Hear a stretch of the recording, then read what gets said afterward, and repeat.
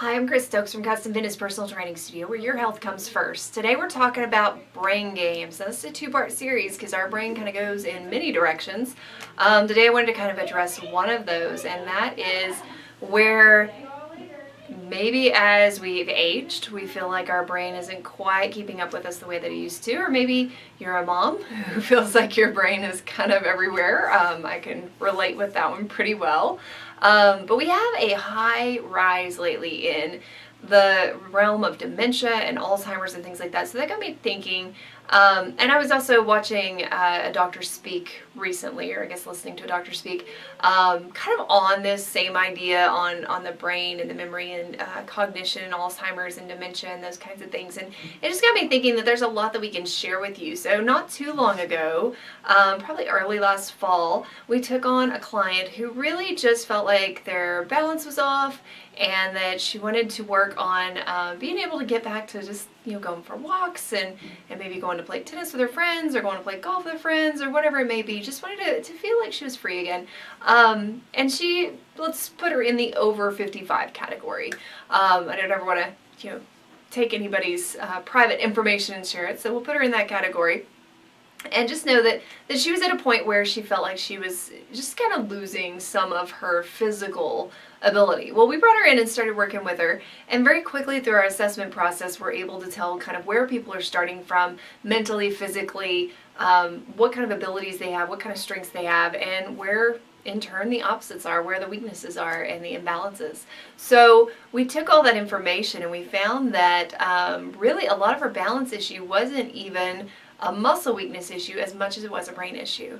And so we started doing some workouts tailored to that specific need. We were able to bring exercise in to work on the brain, if you will.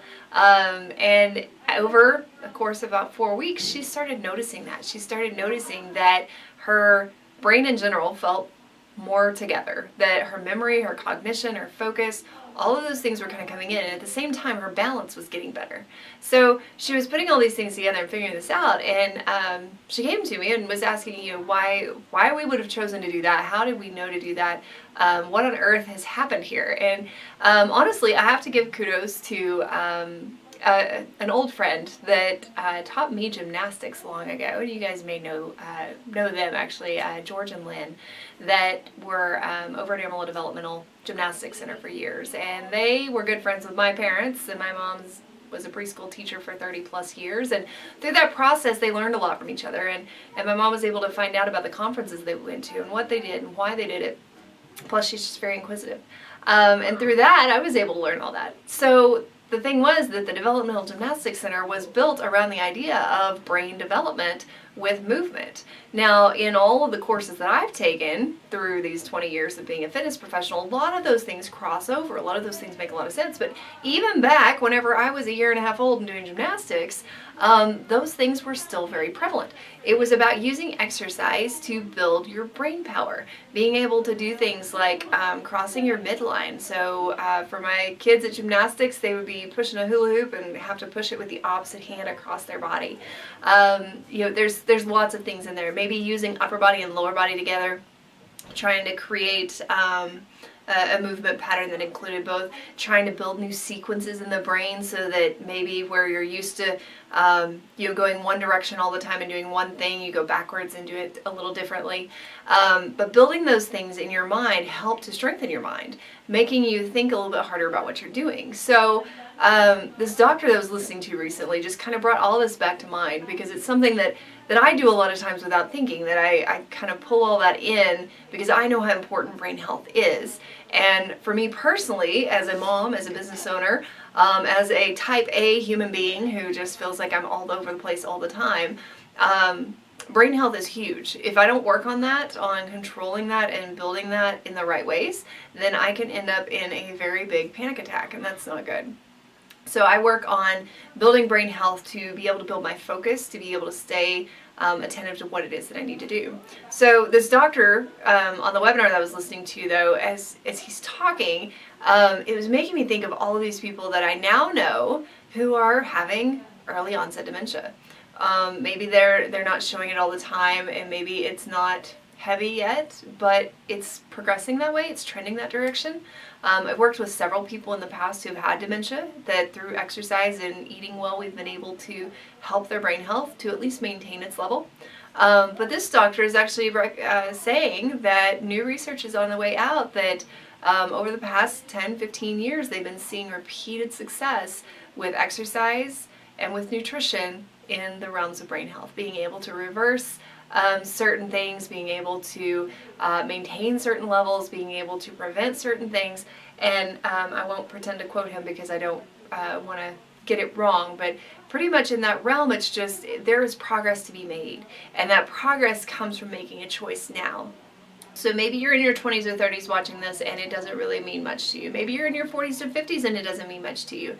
Maybe you haven't quite seen that that's a problem for you. Well, I know that in my family, every female on the side of my mom has had dementia and Alzheimer's. That's a big thing to me. So brain health is huge on my heart. I want to make sure that people know that there are things that they can do now to start helping in that process. And it doesn't matter when now is. You, again, any age, we can start to make things better. So we want to start to work in that direction. So from exercise, like I said, doing some different things rather than just going on elliptical or pushing machines, we're actually using the brain to help us through that. But then we also have to think about two other key areas, and that is food for your brain health. Really making sure that we're getting in a good balance of healthy, lean proteins, healthy fats, and a big helping of vegetables really often. A lot of people really put out those vegetables. We just have gotten to where we don't eat them. And they are so important. They're filled with vitamins, and if they've been in great soil, some great minerals, maybe even some probiotics, all sorts of good things that your body's going to need in order to continue to promote good brain health. Now the third area to really look for, so exercise and nutrition are two things that you can do on a regular basis. This other one is one to avoid on a regular basis, and that's to minimize your toxic exposure. When we're exposed to toxins, we think maybe about like smog and stuff. I think a lot of people kind of think in that direction, but it doesn't have to be that big. It can be the chemicals that you brush your teeth with. It can be the chemicals in your shampoo and your lotion, things that you're putting on yourself all the time. Remember that your skin is the biggest organ that we have, and the body absorbs everything that goes on the skin, so it goes in the bloodstream and it gets into you. Those chemicals are not helping our brain health. So the less of them that we can have, the better. I'm not saying that you have to go flip your whole world upside down and go rebuy everything that you have, but as you run out, start to think, what is a better option here? What else could I have other than this?